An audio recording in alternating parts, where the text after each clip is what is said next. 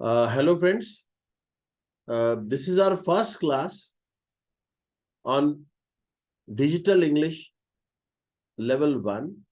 आज हम बात करेंगे प्रेजेंट इंडेफिनिट और प्रेजेंट कंटिन्यूअस की, और उसके बाद पास्ट इंडेफिनिट और पास्ट कंटिन्यूअस की, कि कैसे इन दोनों के डिफरेंस को हम समझे कंपेयर करके।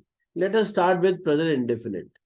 ये तो सभी जानते हैं कि प्रेजेंट इंडेफिनिट जो होता है वो सेंटेंसेस में आते हैं जो आपकी डेली हैबिट्स में आते हैं। जैसे my brother goes to school. अब वो रोज स्कूल जा रहा है, उसकी डेली की हैबिट है, तो ऐसी हैबिट जो प्रेजेंट में हो वहां प्रेजेंट इंडेफिनिट लगता है। अब इसमें इंपॉर्टेंट बात यह है कि जो हमारे पास सब्जेक्ट होता है, सब्जेक्ट मैंने जिसके बारे में बात की जाती है, वो अगर सिंगुलर है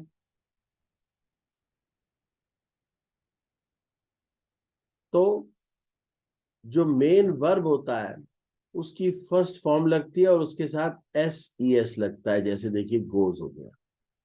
और अगर सब्जेक्ट प्लूरल होता है तब वहां पर सिर्फ वर्ब की फर्स्ट फॉर्म लगती है, एस ई एस नहीं लगता। अच्छा, हम आई को और वी को, यू को ये प्लूरली मानते हैं, बाकी सब सिंगुलर होते हैं सब्जेक्ट्स। अच्छा, इसके नेगेटिव में हम डज नॉट लगा देते हैं, मगर डज नॉट के साथ वर्ब की हमेशा फर्स्ट फॉर्म ही चलती है। और प्लूरल में अगर नेगेटिव हो तो डू नॉट लगाते हैं और उसके साथ भी वर्ब की फर्स्ट फॉर्म ही लगती है। अभी इसकी कुछ सेंटेंसेस भी देखते हैं अभी। अच्छा, अब इसके बाद आते हैं प्रेजेंट कॉन्टिन्यूअस में,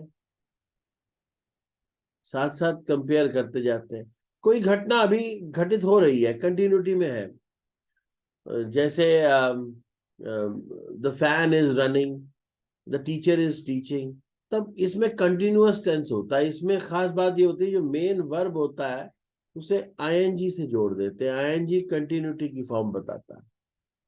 और इसमें जो हेल्पिंग वर्ब है वो इज, एम और आर लगते हैं।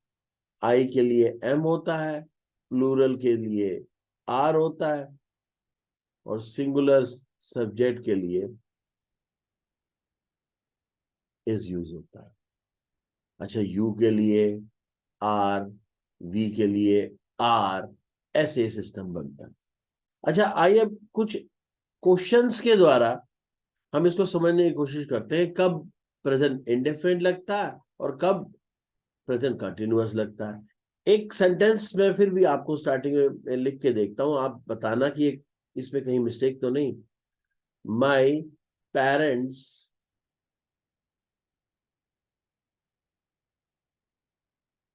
Goes for a walk daily. इसमें कहीं मिस्टेक तो नहीं? बिल्कुल सही है, इसमें मिस्टेक है क्योंकि पेरेंट्स प्लूरल है, यहां गो हो जाएगा। ठीक है, आइए अब आते हैं हम कि कैसे हम इसको प्रैक्टिस करते हैं। मैं कुछ क्वेश्चंस के हेल्प से, माध्यम से आपको समझाने की कोशिश करता हूँ। Let us start with this. देखिए, the phone is ringing, can you answer it please. तो बताइए, यहां इज रिंगिंग करेक्ट है या इनकरेक्ट है? देखिए यहाँ सेंस क्या है, फोन अभी बज रहा है, क्या आप आंसर करेंगे? इसका मतलब है इज रिंगिंग इज करेक्ट। ठीक है, आइए सेकंड देखते हैं। Jane, what are you doing? Mary, I am trying to fix my calculator. तो यू डूइंग, क्या ये कंटिन्यूअस में जो लिखा है ये करेक्ट है या इनकरेक्ट है? बताएगा कोई? बताइए जी। This is correct. क्यों? कंटिन्यूटी की बात शो हो रही है। What are you doing is correct. चलिए अब अगला देखते हैं।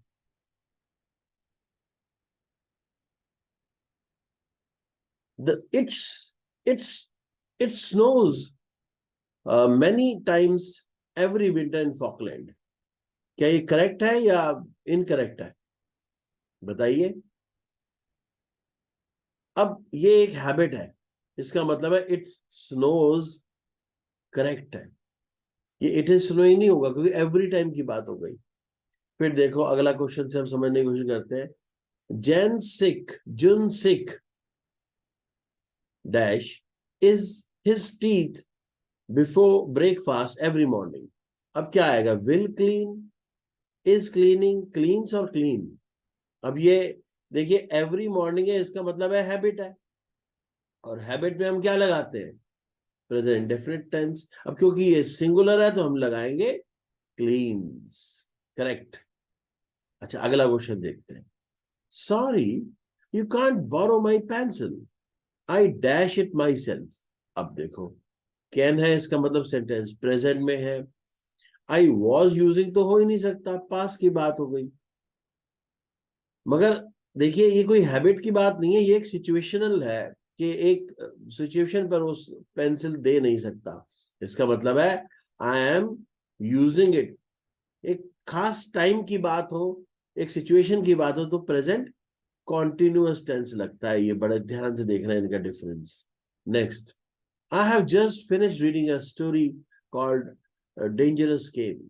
It's about a man who dash his wife because he does not want to lose her. अब डज नॉट आ गया, देखो पहला सेंटेंस तो पास्ट में था, फुल स्टॉप हुआ, सेंटेंस खत्म हो गया। मगर सेकंड सेंटेंस जो है ये डज नॉट से प्रेजेंट हो गया, इट्स से भी प्रेजेंट हो गया। इसका मतलब यहां प्रेजेंट में या तो कंटिन्यूअस या present indefinite. It's about a man who is killing या किल्स, किल्स क्योंकि अभी नहीं मार रहा, वो मार देता है। अगर ऐसी स्थिति आती है इस तरह के सेंटेंसेस में भी प्रेजेंट इंडेफिनिट यूज होता है। नेक्स्ट क्वेश्चन नंबर 7 देखते हैं जल्दी से। Babies dash when they are hungry. बताइए। अब ये हैबिट है, देखो वो जब भूख लगती है तो बेबी क्राई करता है। अब बेबीज प्लूरल है तो एस नहीं आएगा, क्राई आएगा। नेक्स्ट, यू कैन कीप, ये कंप्यूटर भी भाग जाता है देखो, ठीक है इसको भी एक्सरसाइज करनी होती है ना। तो you can keep my iPod if you like, I dash it any more. तो क्या आएगा जी यहाँ पर, you can keep my iPod if I dash it any more. इसका मतलब क्या आएगा, देखो प्रेजेंट है। हम्म, मैं इसे यूज नहीं करता या मैं इसे यूज नहीं कर रहा। देखो कर रहा तभी आएगा, ध्यान रखिए, जब एक टाइम दिया होगा या एक सिचुएशन होगी।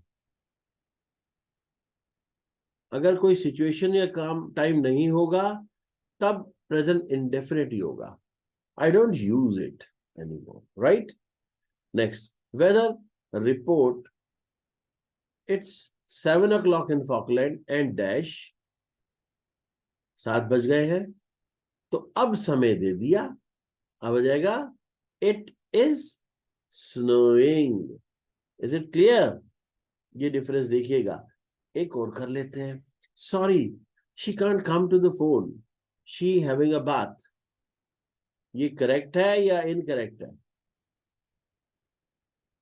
एक टाइम दिया, एक सिचुएशन दिया, is having a bath. Very good, आप बहुत होशियार हो। Next, I think I dash a new calculator, this one does not work properly any more. अब क्या है, मैं आई नीड्स, आई नीडेड पास तो हो नहीं सकता क्योंकि प्रेजेंट की बात है डज से, और आई एम नीडिंग कोई टाइम नहीं है, देखो कोई सिचुएशन नहीं है, तो आई नीड आएगा क्योंकि आई के साथ एस नहीं लगता। अब 12th क्वेश्चन देखते हैं, ये लास्ट है। How many students in your class dash from Korea. Come from Korea, comes from Korea, coming, कोई टाइम नहीं है, सिचुएशन नहीं है, तो क्या आएगा, और स्टूडेंट्स प्लूरल है, कम फ्रॉम कोरिया। ये तो हो गया हमारे पास प्रेजेंट इंडेफिनिट की बात। अब आगे बढ़ते हैं। चलो 13 14 दो क्वेश्चन और है, इसको भी देख लेते हैं एक बार। I look for my pen, have you seen it? क्या आएगा? I will look, I looking, ये लुक या आई एम लुकिंग? अब ये सिचुएशन है, मैं ढूंढ रहा हूं इस सिचुएशन पर, और हैव इसलिए प्रेजेंट है, तो I am looking is the correct answer. अच्छा 14 देखो, जेन what dash in the evening? Usually watch TV और read a book। तो इसका मतलब पूछ रहा होगा कि तुम इवनिंग में क्या करते हो या कर रहे हो। अब कर रहे हो तब होता जब कोई सिचुएशन होती, तो what, ठीक है ना? तो तुम, ये तो डेली की हैबिट हो गई, तो सही आंसर क्या होगा? चेक करते हैं फोर्थ आंसर क्या है। Are you doing in the evenings? नहीं, what do you do in the evenings? आप इवनिंग्स में क्या करते हैं? C is the correct answer. चलिए ये प्रैक्टिस हमने की प्रेजेंट इंडेफिनिट टेंस की। आओ अब बात करते हैं पास्ट इंडेफिनिट और पास्ट कंटिन्यूअस की। अब पास्ट इंडेफिनिट की बात हमने पहले भी मैंने जो पहला सबसे पहले सेकंड डाला था आपको लेक्चर, उसमें भी की थी। इसमें हमने वर्ब की हमेशा सेकंड फॉर्म लगती है, राइट? और नेगेटिव में डिड नॉट लगता है, और उसके साथ भी वर्ब की फर्स्ट फॉर्म आती है। अब ये सबको ध्यान होगा कि पास्ट इंडेफिनेट जब भी होता है, ये ज्यादातर ये घटना पास्ट में खत्म हो गई, इट इज ओवर, राइट? इसका प्रेजेंट से कोई लेना देना नहीं है। अब है पास्ट कंटिन्यूअस, ये कंटिन्यूटी के जैसे प्रेजेंट कंटिन्यूअस है, इसमें वॉज और वर लगता है, और वर्ब के साथ आईएनजी लगता है ना? अच्छा, सिंगुलर के साथ वॉज लगता है, और प्लूरल के साथ वर लगता है। अच्छा, आई के साथ वॉज लगता है, और यू के साथ वर लगता है। अच्छा, एक और खास बात है, अगर कहीं ऐसा दिखाएं, काश, काश मैं अमीर होता, तो सेंटेंस बनेगा ऐसे, काश मैं तोता होता, काश ऐसा होता, अगर ऐसा होता, तब आई के साथ वर लगता है, इफ आई वर रिच। ये बड़ा इंपॉर्टेंट पॉइंट है, अदरवाइज आई के साथ वॉज ही लगता है। चलो अब आओ इन दोनों के डिफरेंस को समझते हैं हम कुछ सेंटेंसेस की हेल्प से।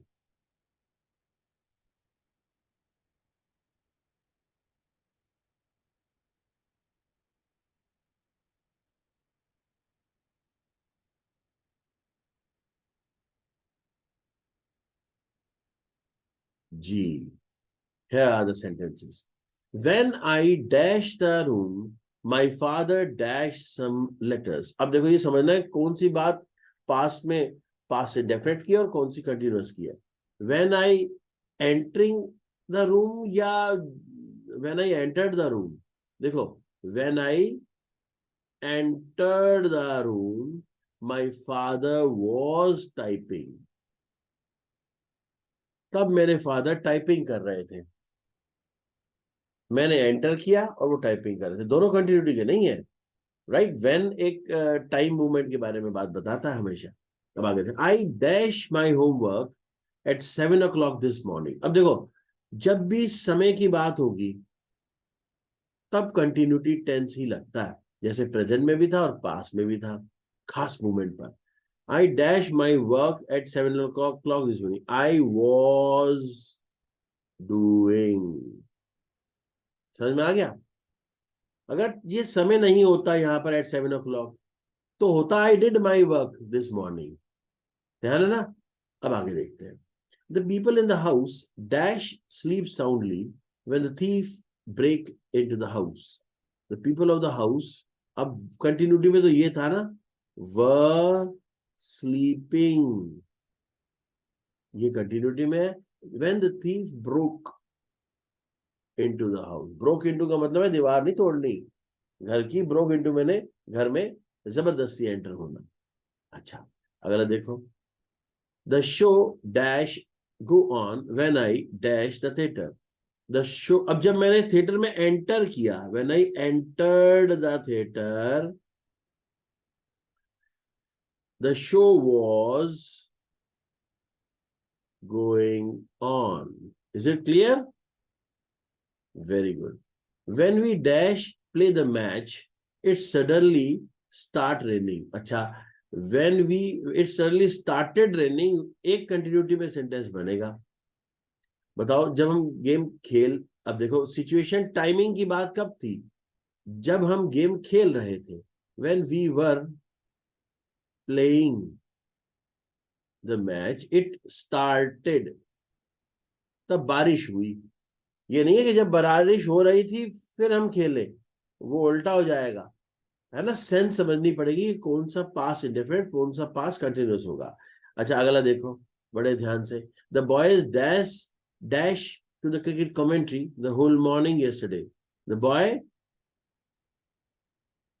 Was listening. अब वॉज लिसनिंग तो तब आता जब एक मूवमेंट दिया होता. अब यहां दिया है whole morning. Listened to the cricket commentary, past tense, ED. While the assembly, ये थोड़ी स्पेलिंग गलत हो गई, डिस्कस की, है ना. While the assembly dash the bill, a crowd dash demonstrate outside. अब while continuity का है. While the assembly was discussing the bill, a crowd demonstrated. Demonstrated मतलब वो बाहर प्रदर्शन कर रहे थे. 8. She dash sweep the floor when she suddenly noticed a scorpion. अब जब उसने नोटिस किया, उस समय कंटिन्यूटी किसकी होगी? स्वीप की. She was sweeping the floor when suddenly noticed. ये बड़े ध्यान से समझना है कौन सा पास्ट इंडेफिनिट है. Who dash speak to you when I come to your house. Who was speaking to you, तुमसे कौन बोल रहा था? When I came to your house this morning. The bus dash go up the hill when the brakes fail. The bus was going, ये continuity हो गई और ये failed हो गया. So this is present indefinite, present continuous, present indefinite, past continuous, past indefinite. अगर आप इन्हीं तरह की एक्सरसाइज और चाहते हैं, ये पूरा 1 मंथ का कोर्स होगा, मैं डेली से देता रहूंगा. इस पूरे लेवल 1 को आप करिए. आप चैनल को सब्सक्राइब कीजिए तो आपके पास डायरेक्ट आ जाएगा. इसके एक्सरसाइजेस भी हैं, वो मैं अपनी वेबसाइट पर डेली डाल रहा हूं. आप इसे पहले वीडियो देखें, ये साथ में प्रैक्टिस सेशन देखें, इसके नोट्स बनाएं और फिर वो एक्सरसाइज करें, तो आपको बड़ा बेनिफिट होगा. इसमें वोकैबुलरी और कॉम्प्रिहेंशन सब कुछ धीरे धीरे डालेंगे. Thank you very much for your kind listening.